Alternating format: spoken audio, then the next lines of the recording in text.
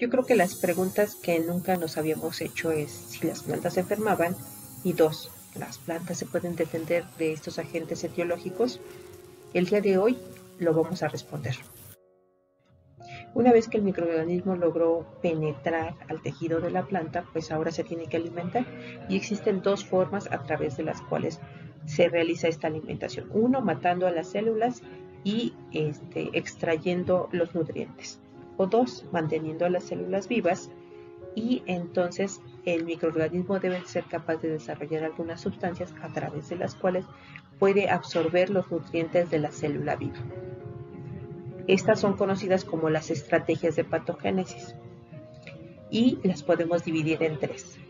Aquellos microorganismos que van a matar a las células del hospedante serán denominados como necrotróficos. Generalmente producen enzimas, exoenzimas, que van a ayudar a degradar la pared celular, toxinas que van a favorecer la muerte de la célula y bueno, van a dejar a disposición del microorganismo todos sus nutrientes. Se caracterizan generalmente porque van a macerar el tejido y porque tienen un amplio rango de hospederos. Como ejemplo de este tipo de microorganismos tenemos a Botrytis, que en este caso está infectando a la zarzamora, o bien el carbón de la cebolla, la moniliasis en cacao, Penicillium en cítricos o Erwinia trachyphylla infectando la cucurbitácea. Otro mecanismo de alimentación que pueden desarrollar estos microorganismos patógenos es el conocido como los biotróficos.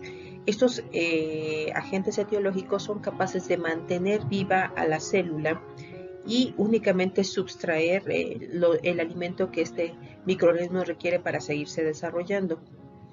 Entonces, este microorganismo debe de desarrollar una estructura a través de la cual va a mantener una comunicación con la célula de la planta, a través de la cual va a ir modulando su expresión genética para de tal manera poderla engañar y que no active esta señal de alarma que está siendo utilizada como una fábrica de alimento para un agente externo.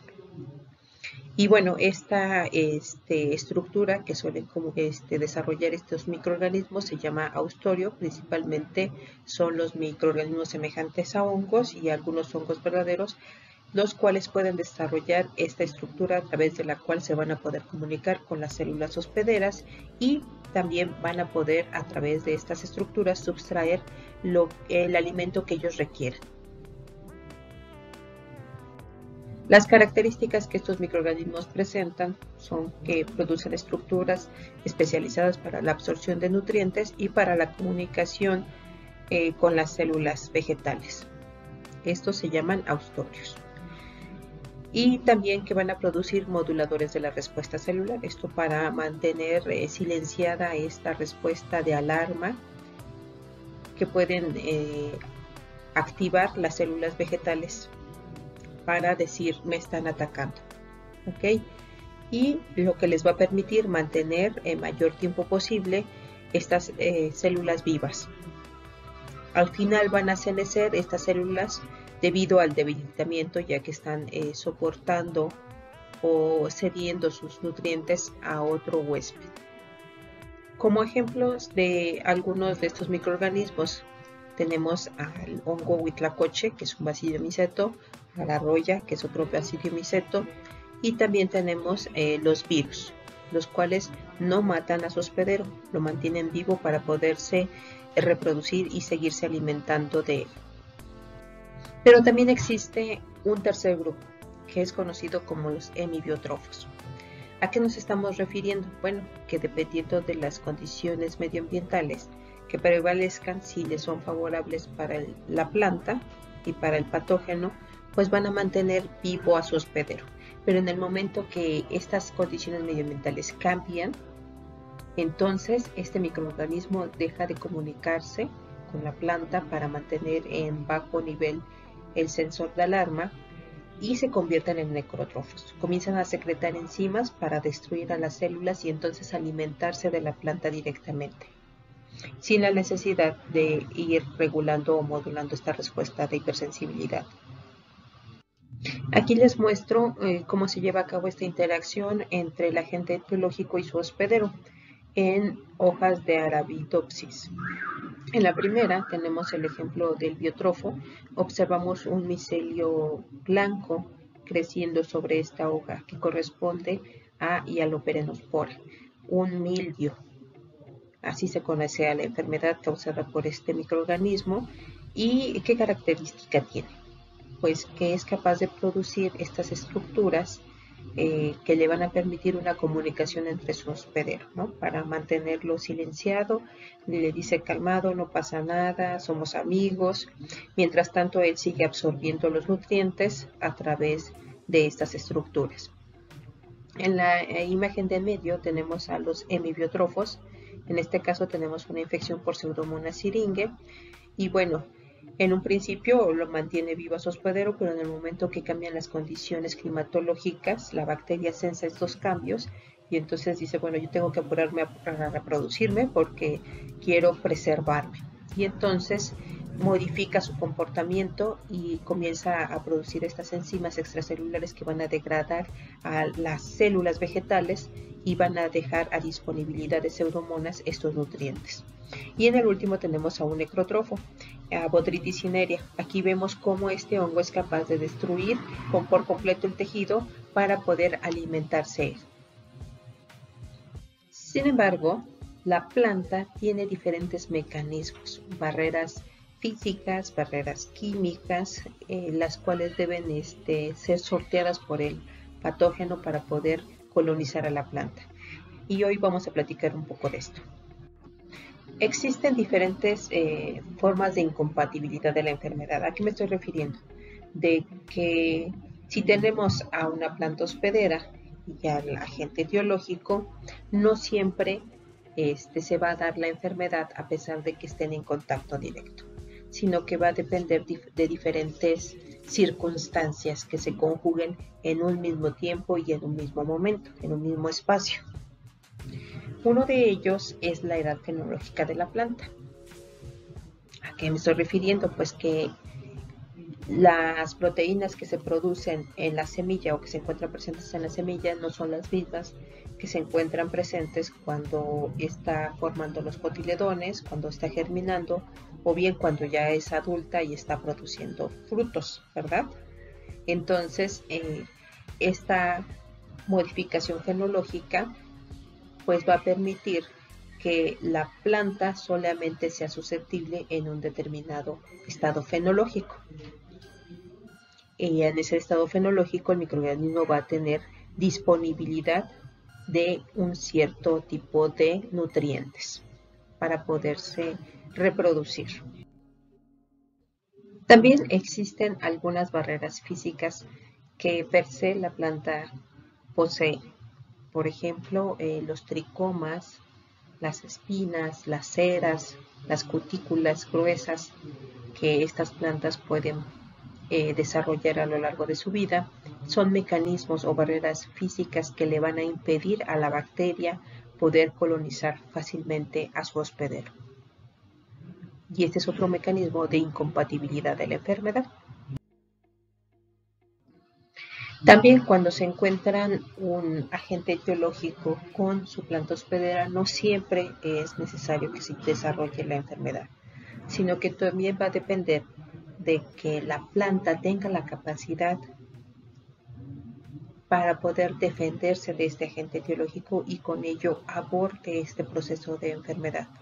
Si es capaz de defenderse, de activar sus mecanismos de defensa químicos, entonces no se llevará a cabo la enfermedad.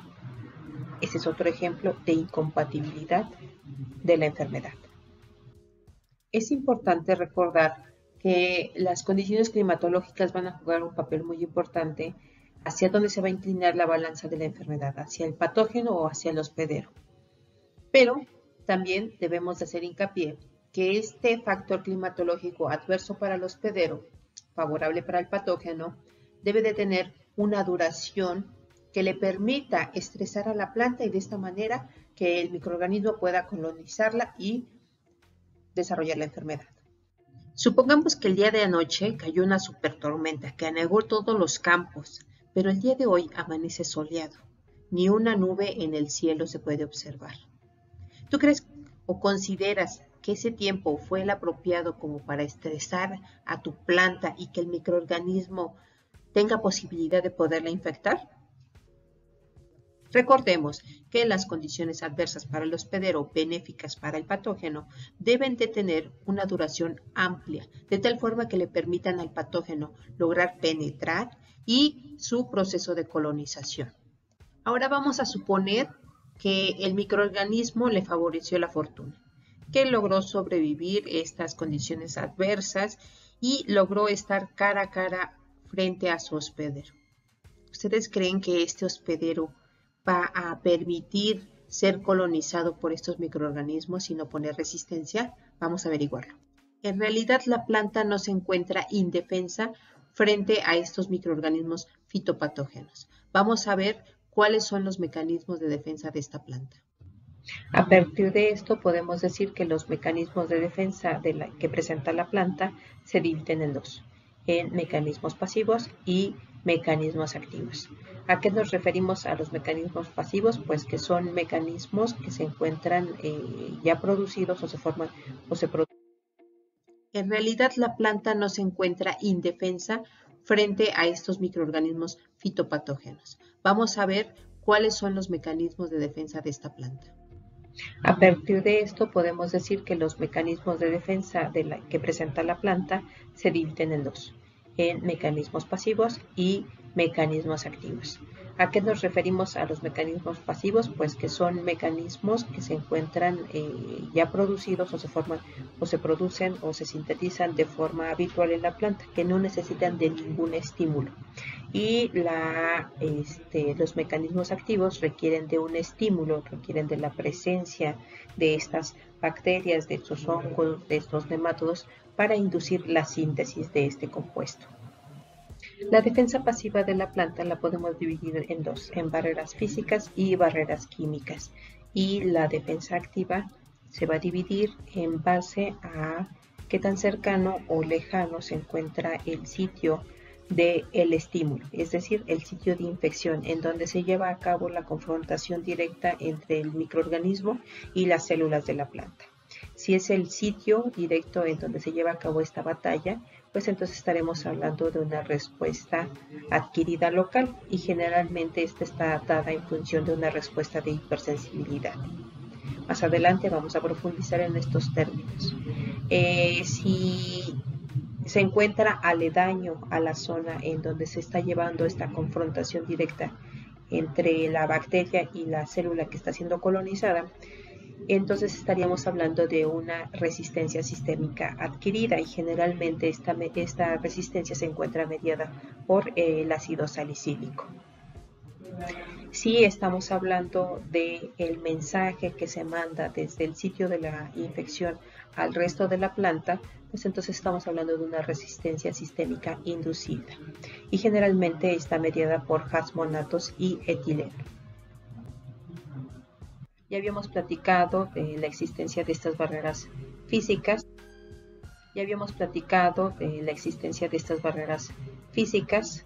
O estructurales, por ejemplo, la cutícula o las ceras, la cual se encuentran sobre la superficie de las hojas y de los tallos. Ustedes se han dado cuenta que en algunas plantas tienen una capa cerosa que cuando ustedes dejan caer agua, inmediatamente el agua rueda para impedir la acumulación de esta alta humedad.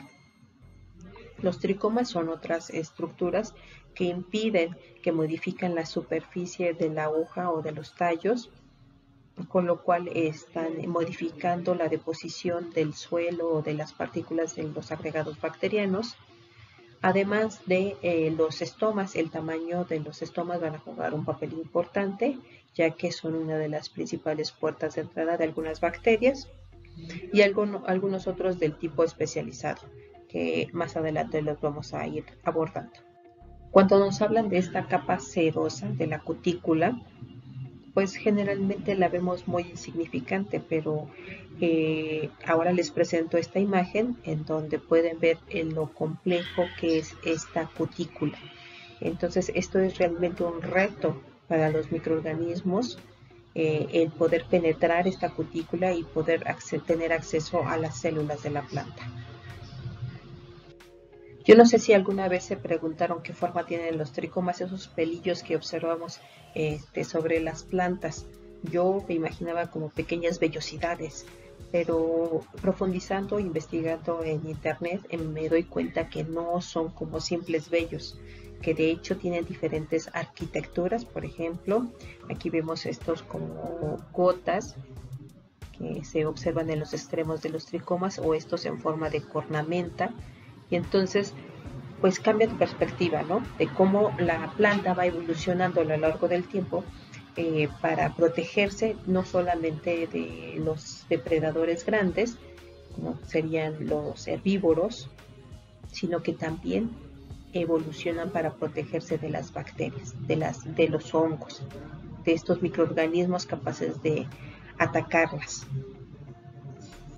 Aquí les muestro otros tricomas que vemos en forma de pétalos o de pelos simples glandulares en el malbón, o miren estos en forma de aguijón que se encuentran presentes en las gramíneas.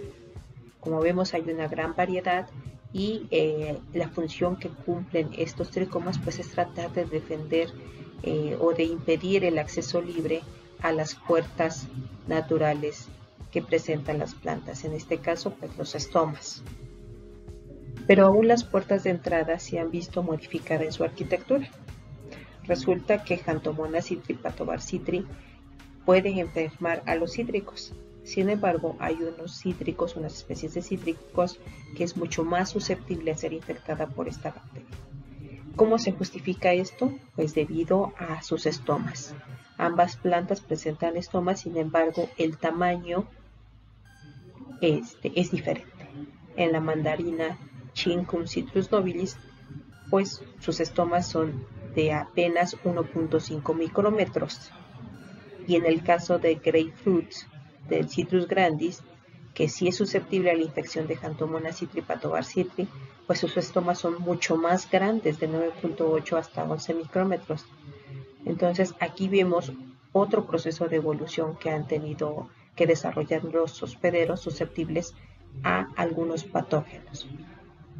Otro proceso de evolución es la forma en la cual se encuentran distribuidos los estomas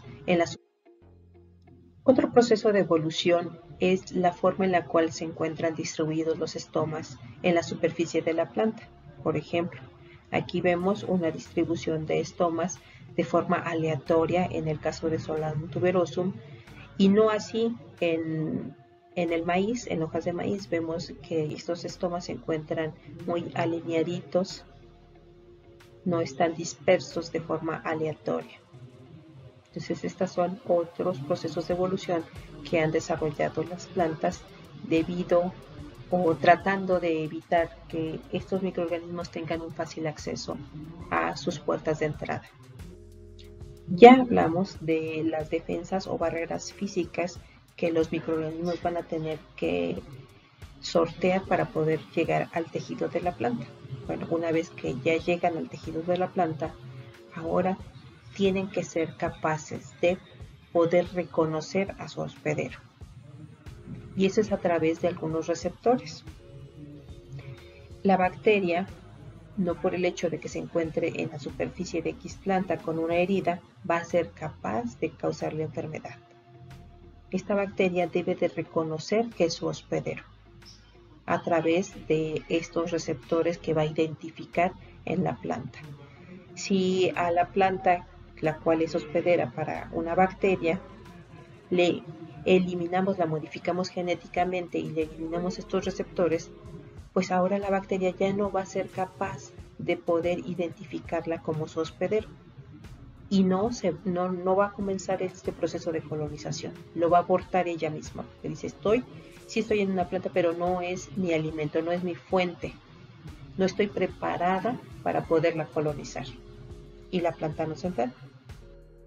Ya hablamos de cómo el microorganismo, a pesar de que se encuentre sobre su hospedero, va a depender de que se encuentre en un estado fenológico determinado para poder colonizarlo. que si este microorganismo es capaz de alimentarse de algunos azúcares que solamente se producen durante su etapa madura, pues aunque se encuentren en la superficie de esta planta que es susceptible a ser infectada, pues nada más no se van a poder establecer esta relación negativa de enfermedad. Esto es debido a que no existen los nutrientes esenciales para el microorganismo. Entonces, si el microorganismo no detecta que está la fuente de alimentación, él no va a invertir energía ni tiempo para comenzar a colonizar una semilla, a pesar de que sea de su hospedero. También existen sustancias químicas que se sintetizan durante cierto periodo del desarrollo de la planta. Por ejemplo, ¿tú has probado alguna vez una fresa que se encuentra en un estado inmaduro? O cualquier fruto que se encuentra en estado inmaduro. ¿A qué te sabe? ¿Es dulce?